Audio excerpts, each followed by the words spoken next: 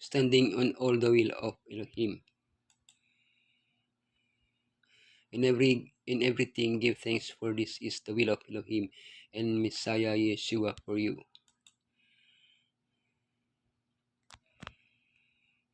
Paul worked with various collaborators, and he recognized the work of those who wholeheartedly dedicated themselves to maintaining and strengthening the churches. At the end of the letter to the Colossians, Paul sends greetings from his collaborators and greets the faithful brothers of Colossae. It also interjects Epaphras' fervent desire that you may stand firm in all the will of Elohim, mature and fully assured. The emissaries, Tychicus and Onesimus, those of the circumcision, Aristarchus, Mark, and Jesus, instructor, Epaphras, the beloved and the worldly, Luke and Demas, church leaders, Nympha and Archippus, the emissaries. Tychicus will tell you all the news about me. He is a dear brother, a faithful minister and fellow servant in the Lord. He is coming with Onesimus, our faithful and dear brother, who is one of you. They will tell you everything that is happening here. In addition to the evangelizing in the most important cities of the empire, Paul wrote letters to maintain contact with the churches or to encourage those he did not know personally. These letters were sent through beloved and faithful brothers. Tychicus. On Paul's third missionary journey, he accompanied him to deliver an offering to Jerusalem.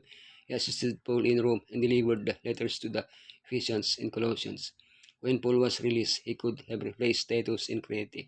During Paul's final imprisonment, he was sent as pastor to the church in Ephesus. Onesimus, a slave who ran away from his master, Philemon. He was converted during Paul's first imprisonment in Rome. Paul sent him back to his master with a heartfelt letter, urging Philemon to treat him with Christian affection. Together with Tychicus, he delivered the epistle to the Colossians.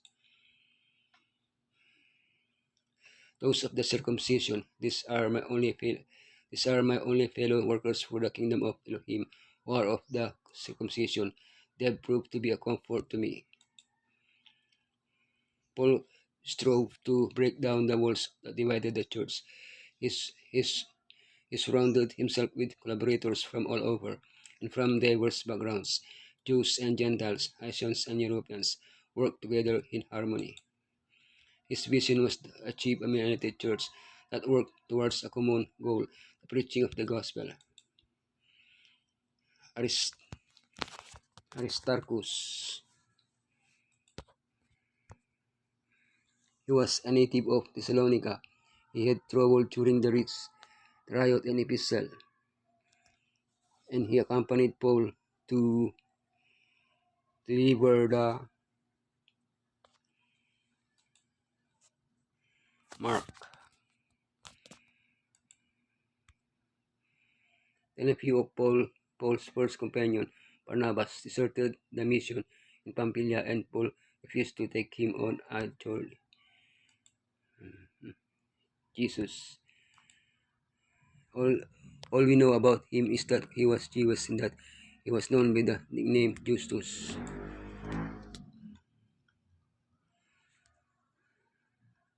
The instructor, Epaphras, who is one of you, a bondservant of Messiah, greets you, always laboring fervently for you in prayers, that you may stand perfect and complete in all the will of Elohim. Epaphras. He instructed the church in Colossae, marking the gospel widely known to them. Paul presents him with the three titles: dear fellow servant, bond servant of Messiah, and fellow prisoners. Epaphras helped spread the gospel in Colossae, Hierapolis, and Laodicea, churches he deeply loved. Along with Epaphras' greetings, Paul includes his wishes for the Colossians. Stand firm.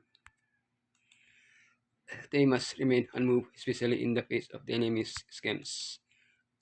may you be perfect. Perfection is attained through selfless love, although one always grows in it. May you be complete. To be filled with all this, we are capable of receiving from Elohim, the beloved and the worldly. Luke, the beloved physician, and Demas greet you. Luke, the biography and Acts Ephesians by profession. Luke, Demas, Rome, however, during his last imprisonment. If he were only mentioned in Colossians 4:14, Demas would have remained as a faithful collaborator of Paul. The contrast between Luke and Demas became clear over time. Luke was loved for his work, while Demas loved the world and abandoned Paul. Luke remained steadfast in his hope for the second coming in the new earth. Demas loved the glory of this world more than the glory of to come. He stopped loving Yeshua and gave his heart to the world.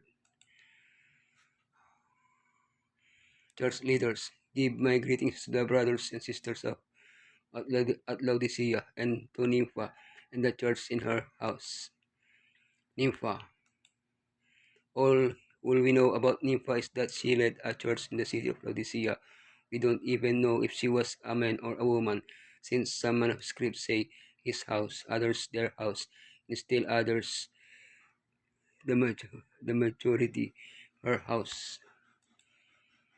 Archippus, Philemon's son, a native of Colossae, was at some point companion of Paul. Paul asked him to continue working in the ministry as a deacon, pastor, or elder of the church in Colossae. Paul asked the Colossians to have his letter read to the people at Laodicea and for them to read the letter he wrote to the Laodiceans.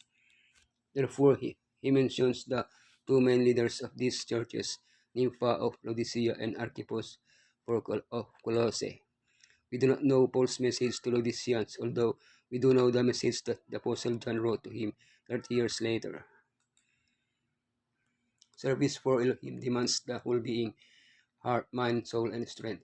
Without self-reservation, we are to give ourselves to Elohim, that he may bear the image of the heavenly instead of the image of the earthly. There must be a quickening of the sensibilities, that the mind may be fully awake to the work to be done for all classes, high and low, rich and poor, learned and ignorant. We are to reveal the tenderness shown by the great shepherd as he gathers the lambs in his arms and carefully guards his flock from harm, leading it in safe paths. Messiah's followers are to show his tenderness and sympathy, and they must also show his intensity of desire to impart the truths that mean eternal life for the receiver.